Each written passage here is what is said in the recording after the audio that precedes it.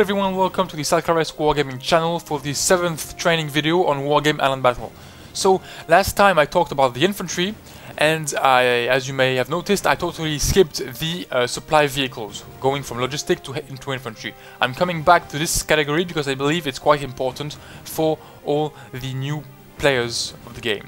So, as you all should know, units in Wargame Island Battle have limited amount of ammunitions, fuel is over here, fuel capacity, and have a certain amount of HP is that they lose during battle. So all these three stats need to be replaced or refueled during a battle, and that's the role of the supply vehicles.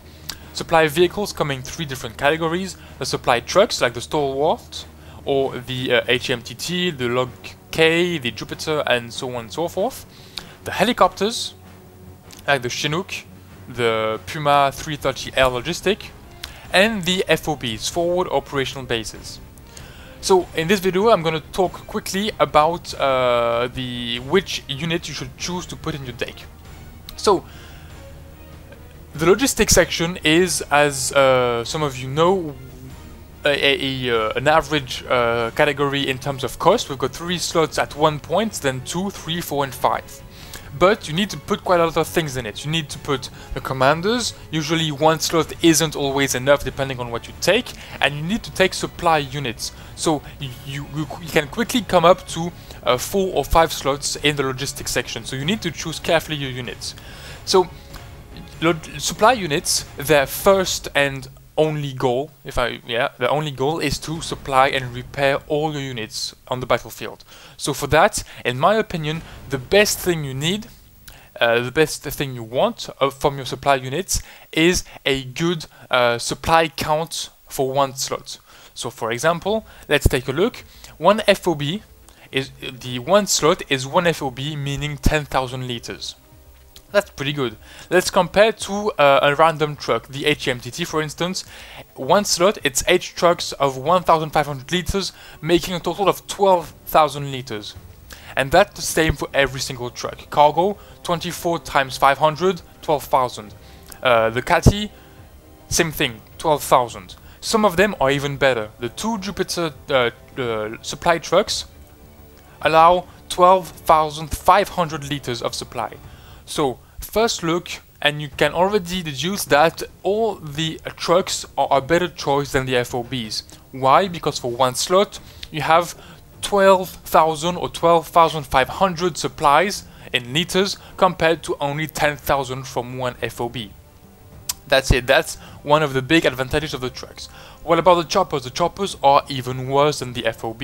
The Chinook, for example, is 6 times 1,500, making 9,000 liters, less than an FOB. The Puma Logistic here is 6,000 liters. A Chinook here is 8,000 liters for one slot. So globally, in terms of supplies per slot, the helicopters are the worst, then there's the FOB, and the trucks are the best. So trucks seem like the best choice in terms of supplies per slot in a deck.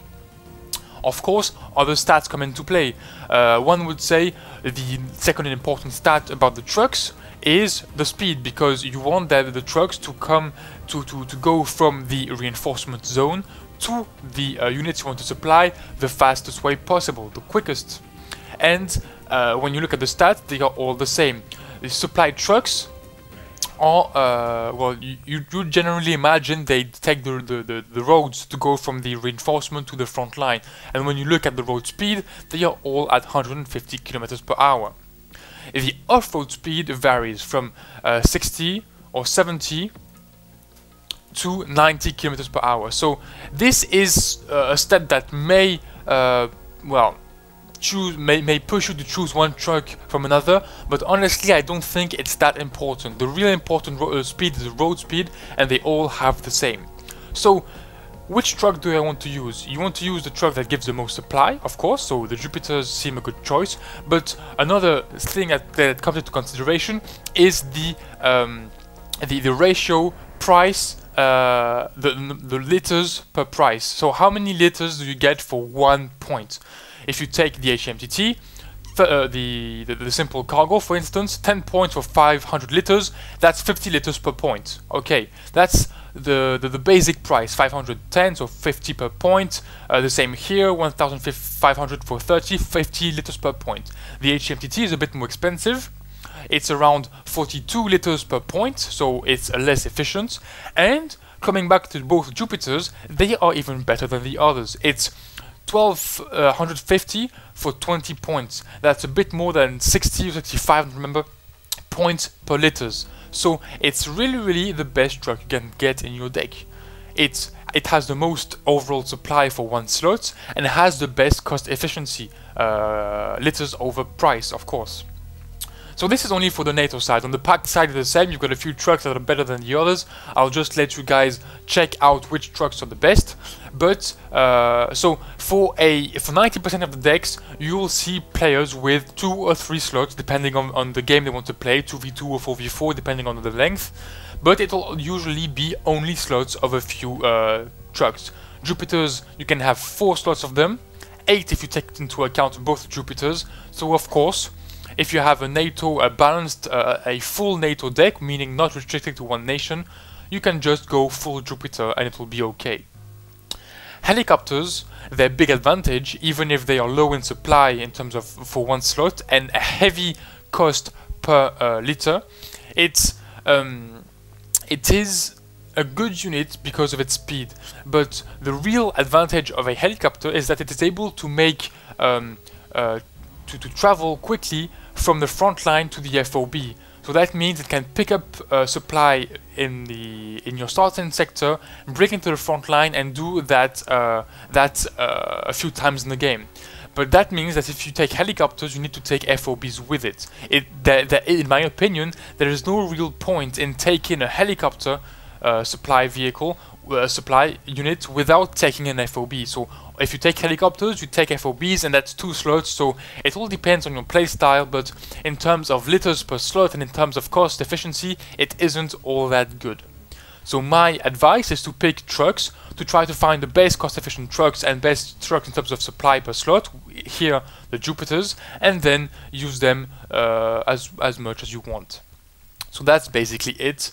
The supply units in Wargame Island Battle. So now let's just launch a small game. I'm just going to take a few units to show you how to use them in the basic way in a game. So let's go. So here we are in a game. Well, it's just no one over there. It's just to show you the logistics, the supply units. So FOB, truck, helicopter. So how does the supply work? As I told you earlier, the supply is about 3 different things: ammunition, fuel, and spare parts to repair. You can tell your units which one you want to activate or deactivate, just like usual weapons on units. You can deactivate and deactivate weapons. This allows you to tell your supply vehicle or supply helicopter or even the FOB to refuel only, or to give only ammunition, or only to repair. This is quite useful. Usually, at the start of the game, supply vehicles are used to rearm anti-air units. These units are usually the Bugs, the Chaparral, the Hawks, the Roland. These units are usually limited in terms of missiles. They've got from 3 to a bit less than 10 missiles, so they go pretty fast. So you need supply units to rearm them. So the usual thing I do is to deactivate fuel and spare parts, leave only ammunition to avoid the supply of vehicles getting sucked by the refueling of the anti-air or other adjacent, other nearby units. That's pretty much my advice. Don't forget to use these things to activate and deactivate the role of the supply vehicle. Other than that, my advice is to use the supply trucks, depending on, of course, on their fuel capacity. Here it's 1250, so it's quite good. Coming by 2, it's 2500. I always consider that going by 2 is the best option. 1 by 1, they are really there isn't enough fuel capacity to really supply your units on the front line, and by 4 it's too risky. Why risky? Well, for this. As you can see, supply vehicles, just to make sure if they are full or empty, they explode like this if they are being shot at. If one of them explodes, all 4 of them explode. So if you take them by 4, you risk losing all your supply in 1 lucky artillery shot or 1 lucky tank shot. If you take them even more by 8, it's even worse. And if you have units next to them, as you can see, they totally panic, and if you've got anti-air even closer, you may stupidly lose some units. So call them by 2, it's a nice amount of supply, and you will avoid these kind of things. Of course, supply works in an area around the supply vehicles, as you can see over here. Once you use fuel, when you stop, supply starts, and you see the yellow circles showing the range of the supply vehicle or the supply unit that is refueling, rearming, or repairing the units. So that's basically it. Put your vehicles by 2, and you've got the white, the yellow circles. Don't forget, sorry, to activate or deactivate different supply categories. Next thing, how to use them on the battlefield. Well, my advice is never send them directly to the front line. Imagine you have a front line over here next to this road, you are charging. If you want to call in supply, take them by 2 as I told you, and put them a bit everywhere behind your lines. That will allow you to have supply vehicles a bit everywhere to send them, refuel, and once they are empty, send them back to the FOB.